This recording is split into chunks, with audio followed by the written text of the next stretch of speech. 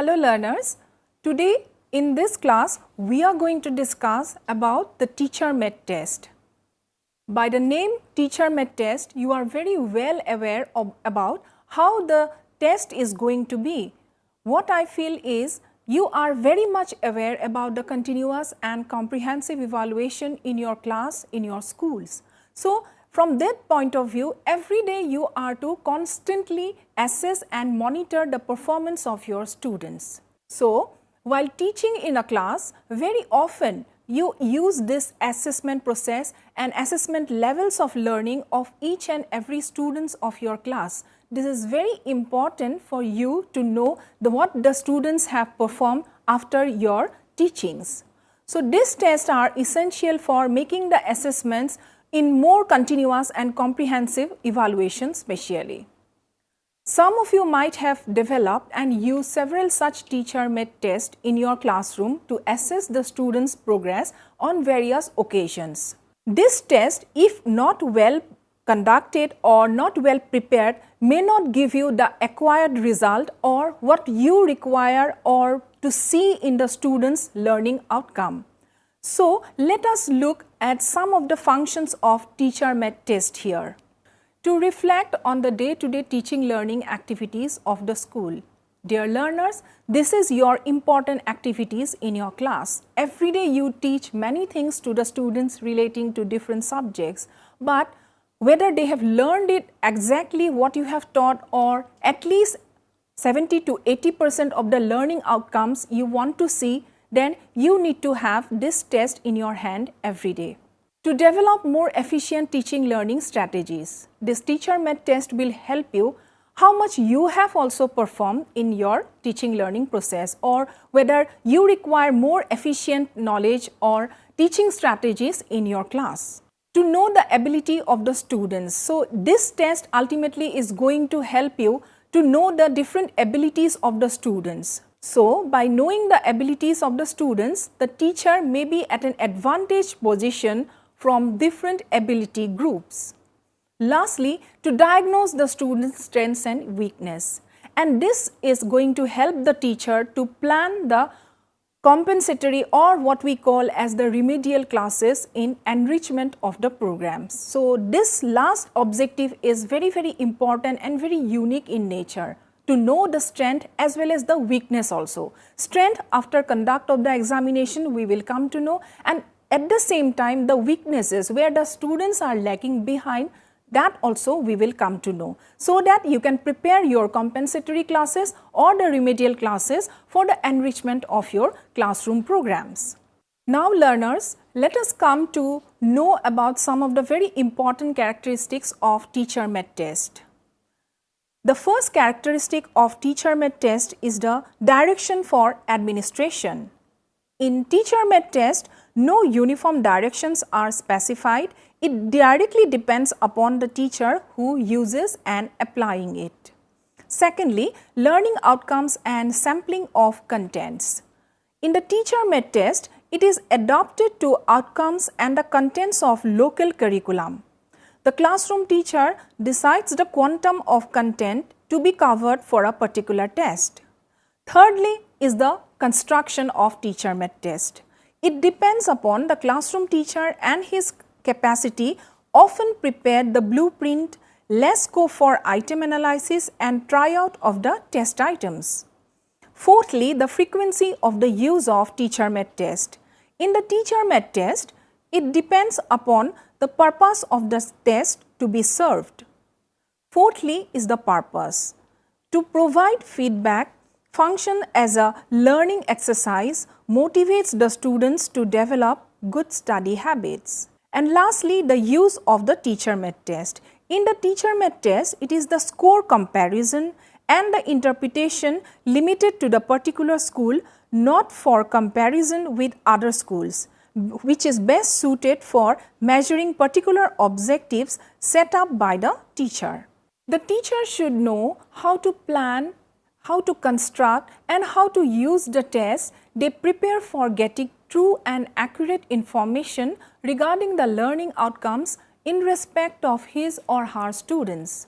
Otherwise, a test construction which is done by the teacher casually may not serve our purpose, and relying on the outcomes of such tests would be useless, and sometimes it may be harmful for the students' learning. Now, what is the important question that arises in our mind is, what are the contents of a test? So, a test comprises of some components or some information regarding the testing events like the annual, the terminal, the half-yearly or the monthly test, the class for which it is meant, and the total time duration, usually in hours, for giving complete responses to the students. And lastly, what are the maximum marks or scores allotted for the test? Now, why questions are called items? Have you ever thought that we call the questions are items? And what are the reasons of calling them not as questions or items? Take a look at the chart very carefully, dear learners. Here I have given 4 examples of items. These items differ from each other. For example, if you see the first item, this is in the form of question, like what is the name of the capital city of Bangladesh? At last I have put a question mark here. In the second question, give 3 reasons for the outbreak of the disease called cholera. Then the third one is within the brackets you are to justify, that is poverty is not the only reason for high illiteracy rate. You are to justify.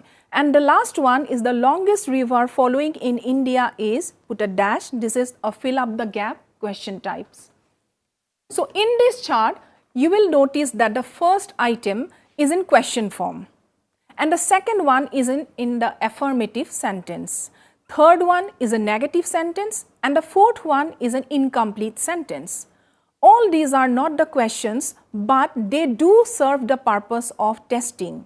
So each of these questions are, that is why called as the items, because they are fulfilling the purpose of what you want to know, the information what your students have learned. Now let us know about the different categories of test.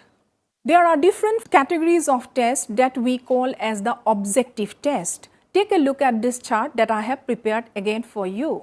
The first one is your objective test. In this objective test, all the items are of objective nature. Either it is a giving tick mark type or taking out the right option type or fill up the gap type. This is in objective form and that is why this is called as the objective item or the objective test. Second one is your essay type test. This is by the name we know that each of the item in this test is either an extended response type or a restricted response type. Again, the tests are of 3 types based on the mode of responses to the items in the test. These are oral test, written test and the performance test. These 3 tests are of different nature, but these 3 are very important in teacher-made test. In the oral test, the answer to each item of this test is given orally. Here the teacher, if they want to know immediately the feedback or the learning outcome of the students, they can immediately adopt this oral test and they ultimately comes to know what the students have learned. Such type of items are very often used in the beginning years of the primary schools, and also when a quick estimate of students' understanding of a concept is needed to be checked. Specially, oral test is adopted by the teacher during the second part, that is the presentation step of the lesson plan, because in this preparation and presentation step, teacher immediately wants to get the feedback from the students. So written test next is your another very important type and very commonly used teacher-made test. Answer to each written test item is given in writing form or is also called as the paper pencil test. Everyone is familiar with this written test as it can be used in nearly all the occasions. This written test fulfills the purpose of any category of the knowledge that a teacher wants to know from the students. Lastly is the performance test. The name signifies that it is not related to either oral test or written test. This is something on the performance of the students. When answer to each item requires the student to do some activities like measuring a length, weight, capacity, drawing a figure, painting, dancing, arranging the blocks to produce desired design, preparing models, etc. So, this performance test is the best test which can be adopted by the teacher. So, development of understanding, skills and creativity can best be assessed by using this type of test. Now, let us know about how to construct a good test. In this regard, I have prepared a chart for you which duplicates a story regarding how to construct a good test. This is Miss Nandita, who is teaching in the upper primary classes. She thinks that a good test should serve the intended purposes of learning the subject or the units or a particular topic that has been taught by the teacher. While her another colleague, Mr. Prakash, he is of the opinion that the test is good if there is no ambiguity in the test items and are clear for each student. Another teacher, Mr. Amin, he feels that the test is to be good if it can be scored without any bias and the results can be easily and meaningfully explained to the students and their parents. What Miss Nandita, Mr. Prakash and Mr. Amin thinks are the characteristics of good test for the teacher who uses the test. Therefore, a test must be constructed meticulously so that it would fulfill the characteristics of good test. Let us take the three opinions of these three teachers and write it on the blackboard just to clear up our concept.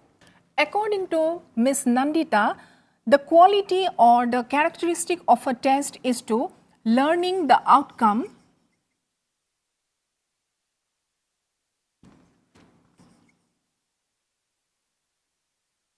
learning of the topic or the subject, this is the characteristics of a good test according to Miss Nandita. According to Mr. Prakash, he was of the opinion that a test should be without having any ambiguity. So, from him we got the quality of a good test is no ambiguity.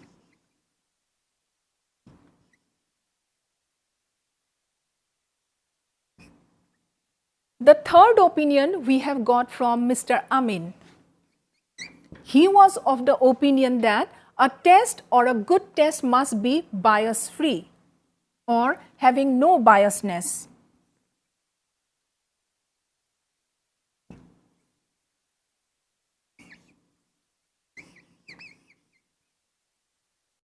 Dear learners, these three are the three different opinions given by three different teachers teaching at various different levels. If we summarize the three different opinions given by three different teachers, we come to know about the various characteristics of the teacher-made test. Let us look at what are those characteristics of a teacher-made test. So, the first characteristic is that planning of the test.